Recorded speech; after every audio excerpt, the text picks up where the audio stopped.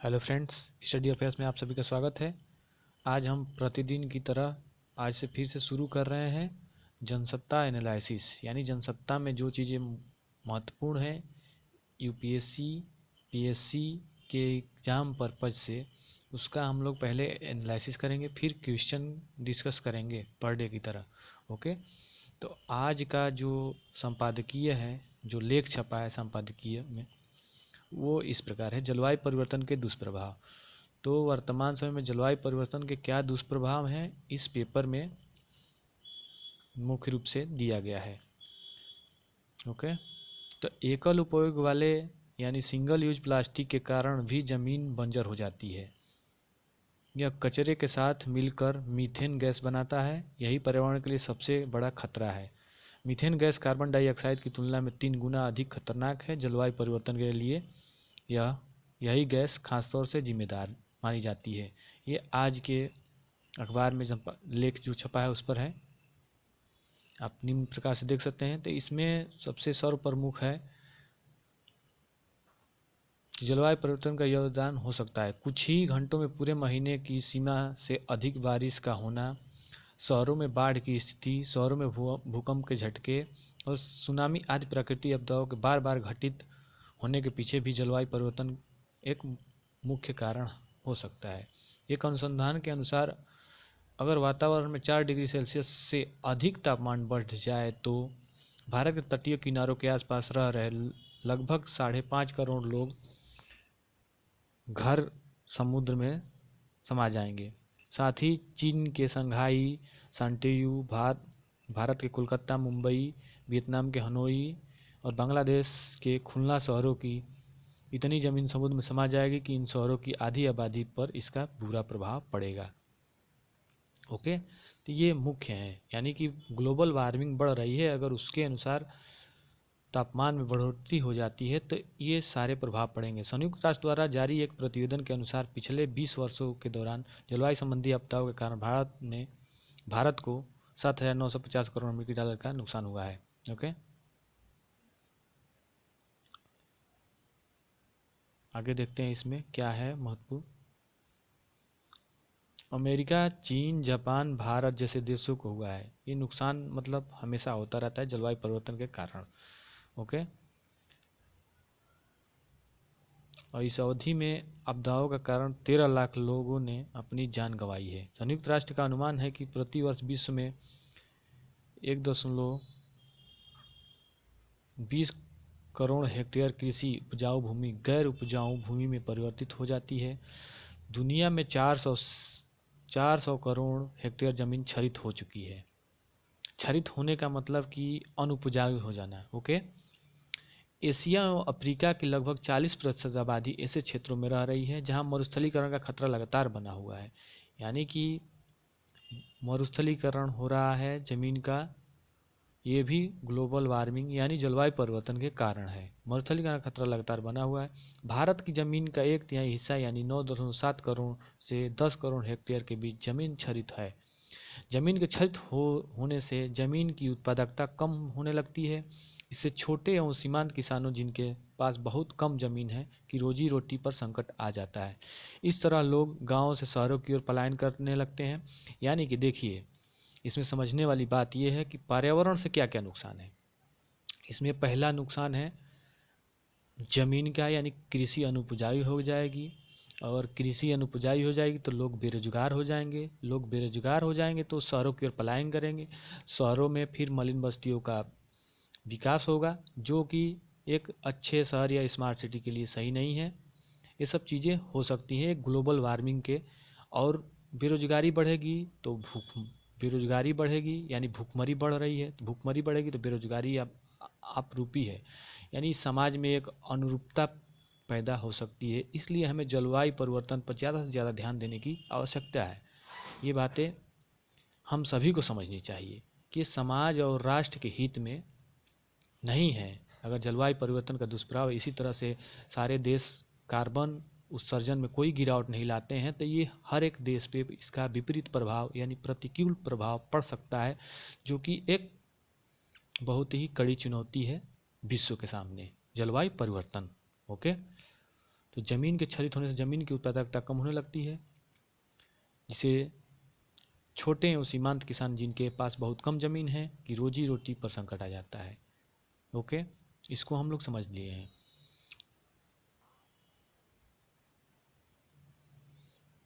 एकल उपयोग वाले यानी सिंगल यूज प्लास्टिक के कारण भी ज़मीन बंजर हो जाती है। यह कचरे के साथ मिलकर मीथेन गैस बनाता है। यही पर्यावरण के लिए सबसे बड़ा खतरा है। मीथेन गैस कार्बन डाइऑक्साइड की तुलना में 30 गुना अधिक खतरनाक है। जलवायु परिवर्तन के लिए भी यही गैस खास तौर से जिम्मेदार मानी जाती है। हर साल प्रत्येक भारतीय औसतन 11 किलो सिंगल यूज प्लास्टिक का इस्तेमाल करता है। हर साल देश में 56 लाख टन कचरे का उत्पादन होता है। ओके, जिससे सिंगल यूज प्लास्टिक का कचरा 50% टन निकलता है। इसमें आगे लिखा है, जलवायु परिवर्तन के सुधार के लिए भारत तेजी से सौर और वायु ऊर्जा की क्षमता विकसित कर रहा है। ई मोबिलिटी के माध्यम से वाहन उद्योग को गैस मुक्त बनाया जा रहा है। बायो ईंधन के उपयोग को बढ़ावा दिया जा रहा है। पेट्रोल और डीजल में इथेनॉल को मिलाया जा रहा है, जिससे कि पोल्यूशन कम हो, यानी कि उसकी वजह से क्या होगा, ग्लोबल वार्मिंग कम होगी। ओके, भारत द्वारा शुरू किए गए अंतर्राष्ट्रीय सौर संगठन 80 से अधिक देश सदस्य बन चुके हैं, जो कि 2015 में फ्रांस के पेरिस में हुए जलवायु परिवर्तन पे अभी समय पर इस संगठन की गठन की बात की गई थी। ओके, भारत द्वारा शुरू किए गए अंतर्राष्ट्रीय सौर संगठन 80 से अधिक देश सदस्य बन चुके हैं। वैश्विक तापमान के प्रभाव को कुछ हद तक कम करने के उद्देश्य से भारत ने पहले तय किया था कि देश में 175 गीगावाट नवीकरणीय ऊर्जा की स्थापना की जाएगी। इस लक्ष्य को हासिल करने की ओर भारत तेजी से आगे बढ़ रहा है। अब भारत अपने लिए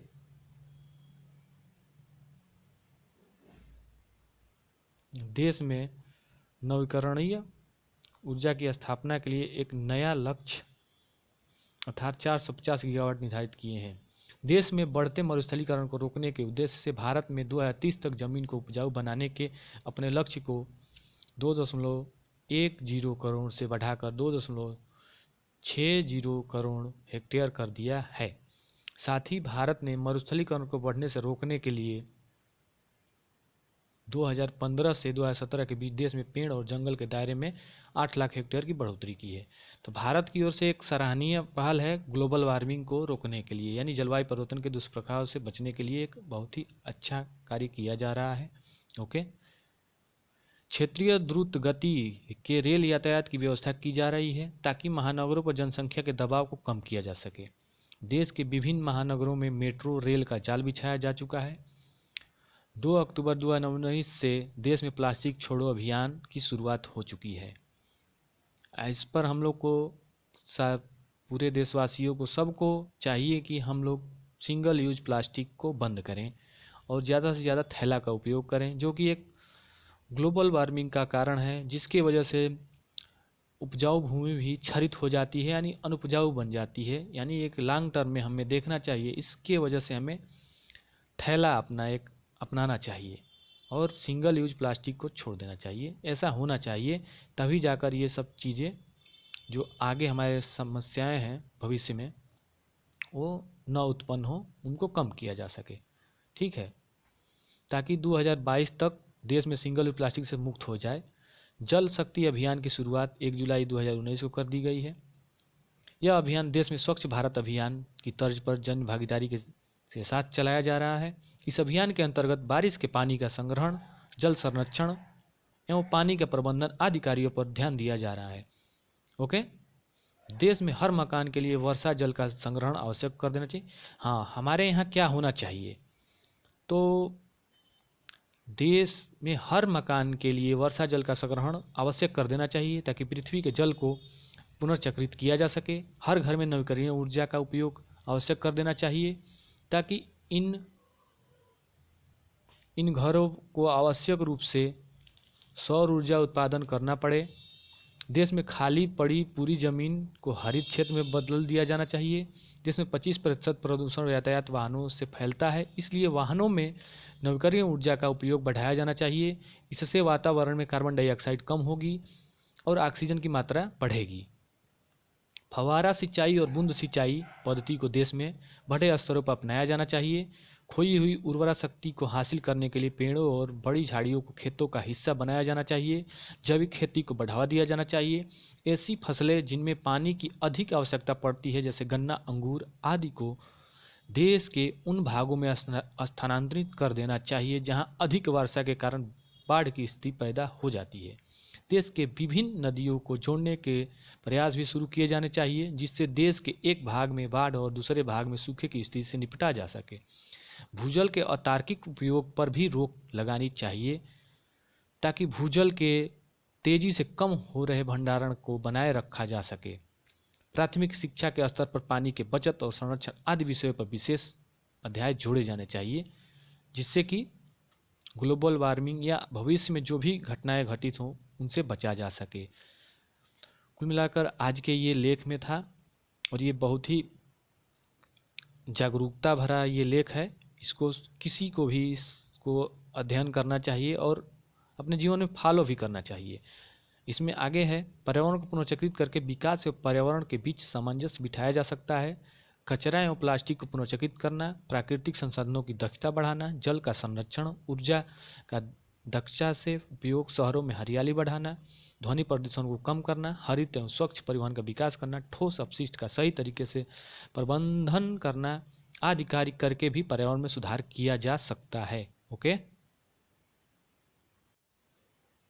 आगे आज का संपादकीय है उम्मीद का टीका। यानी पिछले साल ज़्यादातर वक्त दुनिया के तमाम देश कोरोना महामारी से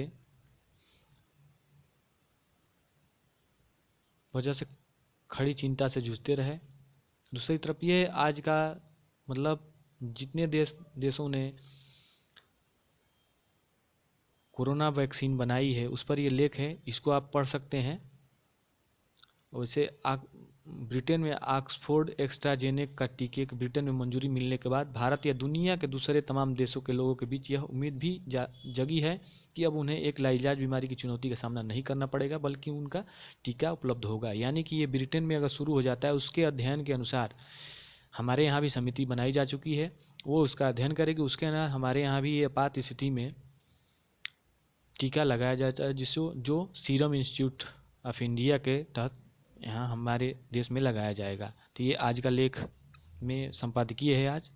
ओके, अगला महत्वपूर्ण टॉपिक है जनसत्ता पेपर में लद्दाख गतिरोध अगली सैन्य वार्ता की तैयारी में भारत चीन। ओके, तो इसमें आज की कुछ विशेष नहीं है, लेकिन ये दोनों देश यानी अंतर्राष्ट्रीय संबंध से संबंधित है, तो इसको आपको पढ़ना चाहिए। जैसे कि विदेश मंत्रालय ने कहा कि सीमा विवाद को लेकर चीन के साथ विभिन्न राजनयिक चैनलों के जरिए लगातार बातचीत जारी है।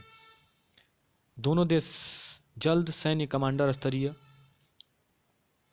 अगली वार्ता की तैयारी में जुटे हैं। विदेश मंत्रालय के प्रवक्ता के मुताबिक जल्द ही इसकी तारीख तय कर ली जाएगी और जितने भी डिस्प्यूट हैं उस पर चर्चा की जाएगी उसको सॉल्व करने के लिए। ओके, तो ये आज के पेपर में है, इसको आप पढ़ सकते हैं। ये एग्ज़ाम पर्पज से सही है, यानी ये एग्ज़ाम पॉइंट से भी सही है, इसको आप देख सकते हैं। और आज के पेपर में 13 पेज पे है, सुरक्षा परिषद में बुनियादी मूल्यों को बढ़ावा देने पर जोर देगा भारत। यानी आज जहाँ तक आपको पता होगा, संयुक्त राष्ट्र में भारत के राजदूत सुरक्षा परिषद में व्यापक सहयोग की जरूरत को रेखांकित करते हुए कहा कि अस्थायी सदस्य के तौर पर अपने कार्यकाल के दौरान भारत मानवाधिकारों और विकास जैसे बुनियादी मूल्यों को बढ़ावा देगा और बहुपक्षवाद पर जोर देगा। यानी भारत जनवरी से अस्थायी सदस्य के तौर पर संयुक्त राष्ट्र सुरक्षा परिषद यूएनएससी में शामिल होगा। यूएनएससी में, जहाँ तक यूएनएससी का सवाल है, यूएनएससी में 5 अस्थायी सदस्य हैं। कौन कौन से हैं? ब्रिटेन, चीन, अमेरिका, फ्रांस, रसिया। ओके, इसमें हर एक दूसरे साल पे 10 अस्थायी सदस्य जुड़ते हैं यूएनएससी में। यूएनएससी यानी कि संयुक्त राष्ट्र सुरक्षा परिषद ओके होते हैं। भारत को अस्थायी सदस्य के तौर पर यूएनएससी में 8वीं बार सीट मिली है। ओके, इसके पहले भारत 7 बार और रह चुका है, ये 8वीं बार है जब भारत अस्थायी तौर पे सदस्य चुना गया है। संयुक्त राष्ट्र में भारत के अस्थायी प्रतिनिधि राजदूत टी.एस. त्रिमूर्ति ने कहा, सबसे बड़े लोकतंत्र के नाते हम लोकतंत्र, मानवाधिकार और विकास जैसे बुनियादी मूल्यों को बढ़ावा देंगे। ओके, यानी कि संयुक्त राष्ट्र में भारत के अस्थायी प्रतिनिधि कौन है? राजदूत टी.एस. त्रिमूर्ति। ओके, आज जनसत्ता में अगला टॉपिक पढ़ने लायक है। राष्ट्रीय शिक्षा प्रौद्योगिकी फोरम तकनीकी शिक्षा को मजबूत बनाएगा। इसको आप पढ़ सकते हैं, देख सकते हैं। ओके, फिर अगले तरफ बढ़ते हैं। एशियाई नदियों के अध्ययन से जल प्रवाह चक्र में बदलाव का पता लगेगा। रपट एक रिपोर्ट आई है जिसमें कि एशियाई नदियों का अध्ययन किया जाएगा, जिसमें जल प्रवाह के बदलाव का पता लगाया जाएगा। ओके, तो इसको भी आप देख सकते हैं। बाकी आज का हम लोग इसी लेख और जितनी हम पेपर कटिंग डाले हुए हैं इसमें, उसके अनुसार क्वेश्चन है आज के, जिसको हम लोग देखेंगे। ओके,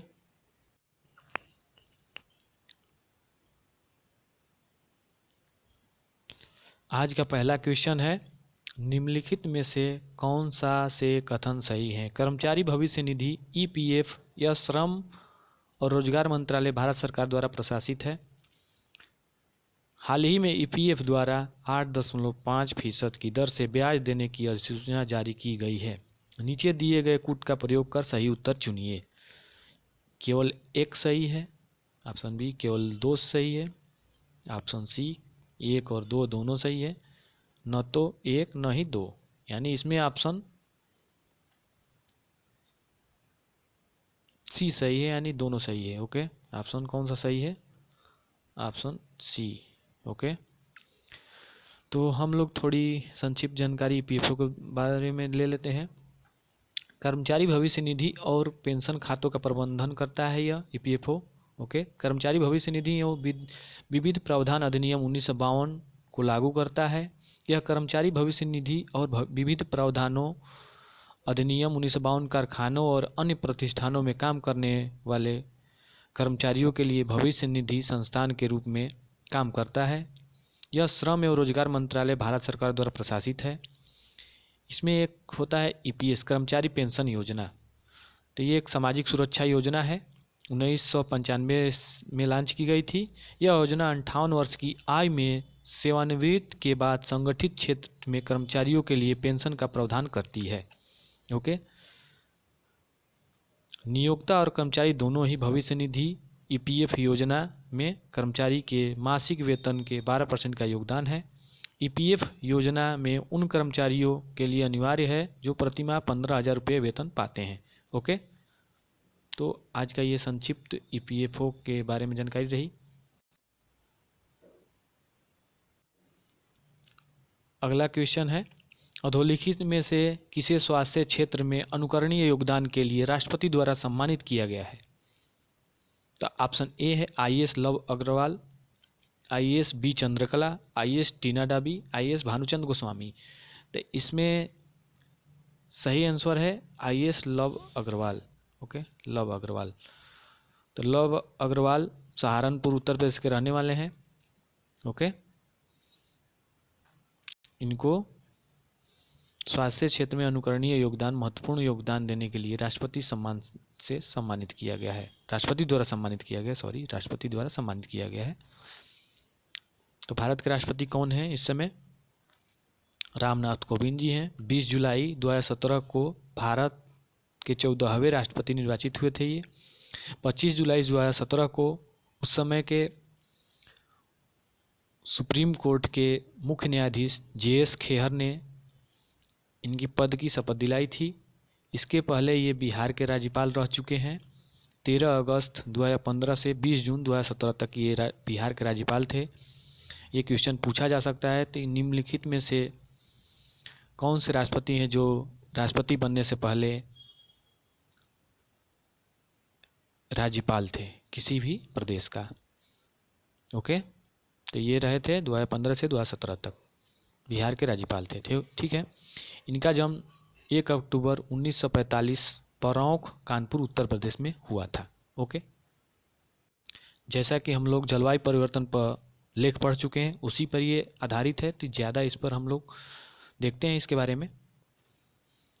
जलवायु परिवर्तन के संदर्भ में निम्नलिखित कथनों पर विचार कीजिए। अनियंत्रित रूप से बारिश का होना तथा कुछ ही घंटों में शहरों में बाढ़ की स्थिति जलवायु परिवर्तन के संबंध में क्या सही है? स्थिति शहरों में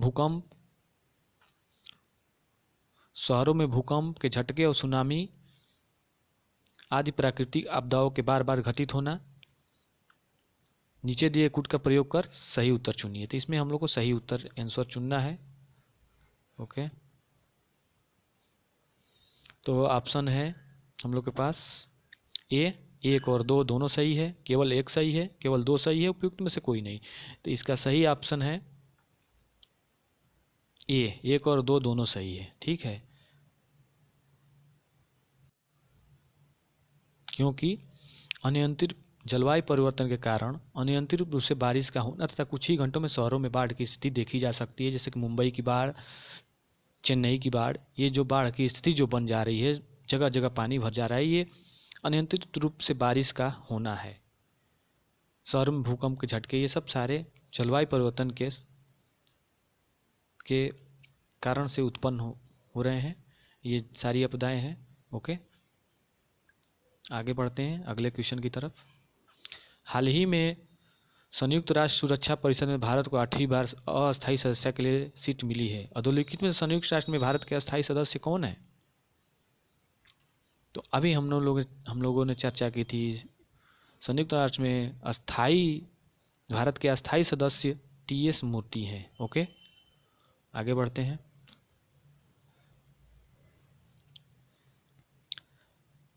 अगले क्वेश्चन है,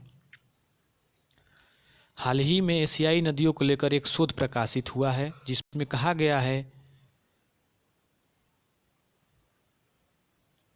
गया है अतीत में नदियों के प्रवाह में भीषण सूखे के कारण कई स्थान प्रभावित हुए और इनमें से कुछ जगहों पर आज ऊर्जा संयंत्र है जहां जल प्रवाह चक्र में दीर्घावधि में बदलाव का अनुमान लगाया जा सकता है। अधोलिखित में से यह शोध किसके द्वारा प्रकाशित किया गया है?